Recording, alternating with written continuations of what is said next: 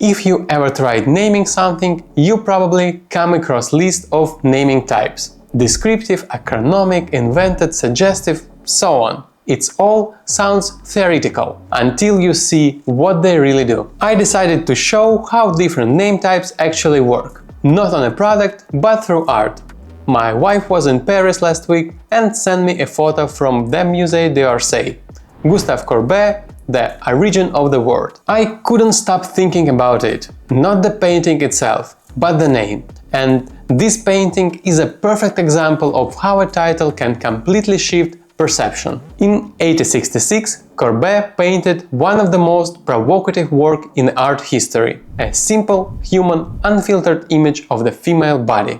But it's the name that turned it from provocation into philosophy. That's what great naming does. It reframes the object and your reaction to it. Let's imagine the same painting with different types of name. First, descriptive. Descriptive names says exactly what the product or object is. Clear and functional. Example, General Motors. Painting example, female anatomy. Feels, what just changed? Same painting suddenly reduced to a label. That's the risk with the purely functional names. They tell you what it is, but not why it's matter. Remember this feeling the next time you're tempted to name your business by its function alone. The second naming type is acronymic. Shorted form made from initials or abbreviations. Efficient but cold. Example, IBM.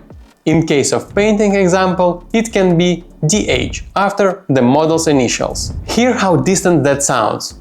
It turns something deeply human into a code. Efficient, maybe, but stripped of emotion. That's what happens when names lose language. They stop speaking to people. Third naming type, invented words. A made-up word designed for uniqueness or sound, often abstract or futuristic. Examples, Kodak or Lexus. Painting example, Lumara. It has a nice rhythm.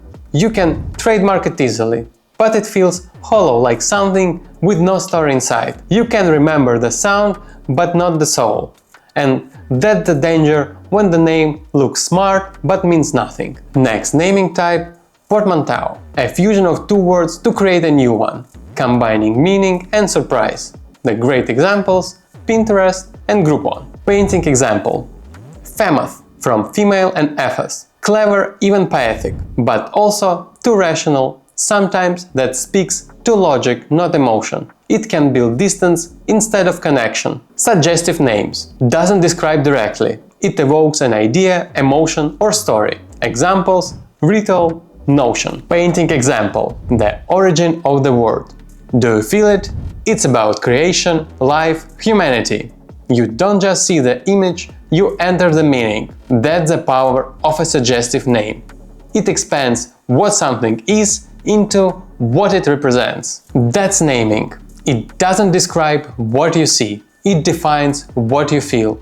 It shapes interpretations, not just perception. A good name doesn't add meaning, it unlocks it. Naming can take many forms: descriptive, suggestive, invented, personal, etc. Each approach shapes perception differently. The right one always depends on what kind of story your business wants to tell. Let's find the right name for your business.